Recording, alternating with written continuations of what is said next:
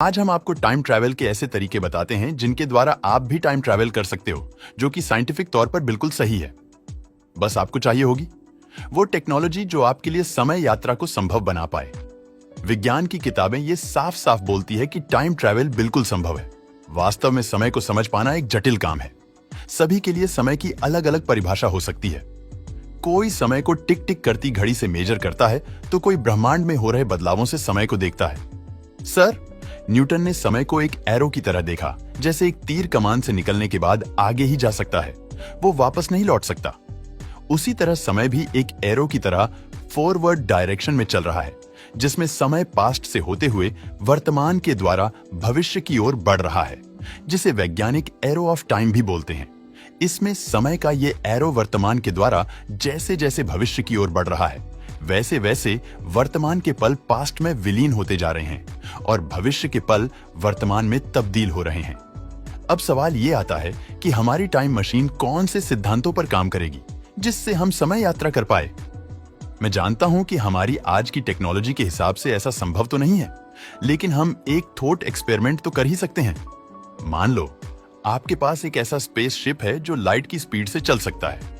वैसे मैं आपको बता दूं कि इस ब्रह्मांड में प्रकाश की गति से तेज कुछ भी नहीं चल सकता। इस ब्रह्मांड की सबसे तेज गति है, जो कि लगभग 3 लाख किलोमीटर प्रति सेकंड है। तो चलिए अपनी कल्पना को आगे बढ़ाते हैं। आपने मार्केट से 2 एक जैसी घड़ी ले ली, जिनमें से एक घड़ी को आपने अपने स्पेस शिप में रखा और दूसरी घड़ी को अपने घर पर ही छोड़ दिया, और आपने दोनों ही घड़ियों में डेट और टाइम बिल्कुल सेम सेट कर दिया और आप स्पेस से उड़ान भरते हैं। आप प्रकाश की गति के 20% तक पहुंच चुके हो, लेकिन आपके लिए वक्त वैसे ही चल रहा है जैसे पहले चल रहा था। लेकिन अगर कोई तीसरा इंसान है जो आप दोनों की घड़ियों पर नजर रखे हुए है, तो उसे आप दोनों की घड़ियों में फर्क नजर आएगा। स्पेसशिप में लगी घड़ी धरती पर लगी घड़ी के मुकाबले स्लो चल रही होगी, मतलब आपके लिए समय धीमा हो चुका है। जैसे जैसे स्पेसशिप की गति बढ़ती जाएगी, वैसे वैसे धरती पर मौजूद घड़ी की स्पीड बढ़ती जाएगी और आपकी घड़ी की स्पीड जो कि स्पेसशिप में लगी है वो स्लो होती जाएगी। फाइनली जब आपकी स्पेस से लाइट की स्पीड के करीब पहुंचती है, तो जो तीसरा इंसान था उसे बहुत बड़ा चेंज नजर आएगा। वो देखेगा कि जब तक आपकी स्पेस से मैं केवल 5 मिनट गुजरेंगे, तब तक पृथ्वी पर 2 दिन बीत चुके होंगे, और अगर आप इसी रफ्तार से पूरे 1 दिन तक ट्रैवल करते रहे तो इतने में ही पृथ्वी पर 20 महीने गुजर जाएंगे। और मजे की बात क्या है पता है? आपके लिए भी समय की रफ्तार नॉर्मली रहेंगी और पृथ्वी पर मौजूद लोगों के लिए भी समय की रफ्तार नॉर्मली रहेंगी। किसी को पता ही नहीं चलेगा कि समय की रफ्तार में कोई बदलाव हुआ है।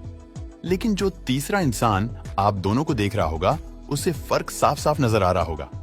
अगर आपने लगातार 1 साल तक ट्रैवल किया, तो इतने में पृथ्वी पर 575 साल बीत चुके होंगे, और अगर आपने स्पेस शिप में 5 साल तक ट्रैवल किया, तो धरती पर 2860 साल बीत चुके होंगे। लगातार 5 सालों तक स्पेसशिप में लगभग लाइट की स्पीड से ट्रैवल करने के बाद जब आप धरती पर लौटोगे, तो आपको एहसास होगा समय ने कितनी बड़ी छलांग लगाई है। जब आप स्पेस से मैं धरती से गए थे, तब आपकी उम्र 30 साल थी, लेकिन अभी आपकी उम्र केवल 35 साल है और आप अपने समय से 2860 साल आगे भविष्य में पहुंच चुके हो। धरती पर आप जो भी छोड़कर गए थे, इन 2860 सालों में वो सब कुछ बदल चुका है। इसे ही टाइम डायलिसिस कहते हैं। दोस्तों, टाइम ट्रैवल के इसके अलावा और भी तरीके हैं। चलिए उन्हें जानते हैं। आइंस्टाइन का मानना था कि जहां पर ग्रेविटी का प्रभाव ज्यादा होता है, वहां पर समय धीमी गति से चलता है, और जहां पर ग्रेविटी कम होती है, वहां पर समय तेज रफ्तार से गुजरता है। अगर हम अपने सौर मंडल की ही बात करें, तो हमारे सौर मंडल में सभी ग्रह पर समय की चाल अलग अलग होगी। जैसे कि सूर्य और जुपिटर पर समय पृथ्वी की तुलना में धीमी रफ्तार से गुजर रहा होगा, लेकिन जुपिटर और सूर्य की ग्रेविटी इतनी ज्यादा नहीं है कि वो समय को ज्यादा प्रभावित कर पाए। इसीलिए हमें सूर्य और पृथ्वी के समय में ज्यादा अंतर देखने को नहीं मिलेगा।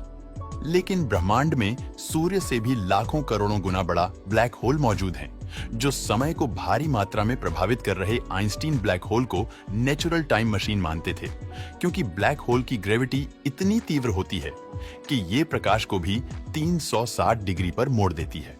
अगर आप ब्लैक होल के पास सिर्फ 1 घंटा बिताओ, तो पृथ्वी पर इतने में ही कई साल बीत जाएंगे, और जब आप पृथ्वी पर वापस आओगे, तो आप अपने आप को भविष्य में पाओगे। अगर आपको याद हो तो इंटरस्टेलर मूवी में इसी कॉन्सेप्ट को दिखाया गया है, जिसमें ब्लैक होल के पास एक प्लेनेट है जिस पर सिर्फ 1 घंटा गुजारा जाए तो इतने में पृथ्वी पर 7 साल गुजर जाएंगे। दोस्तों, ब्लैक होल से भी टाइम ट्रैवल करने में हम केवल फ्यूचर में तो जा सकते हैं, लेकिन वापस नहीं लौट सकते। अगर देखा जाए तो ब्लैक होल से टाइम ट्रैवल और लाइट की स्पीड से टाइम ट्रैवल के ये दोनों ही तरीके एक रूप से पॉसिबल तो है, लेकिन हमारे पास वो टेक्नोलॉजी नहीं है जिससे हम लाइट की स्पीड के बराबर चल पाए, और ना ही हमारे नजदीक कोई ऐसा ब्लैक होल है जिसके पास जाकर हम टाइम ट्रैवल कर पाए। दोस्तों, वीडियो पसंद आया हो तो लाइक और शेयर करें।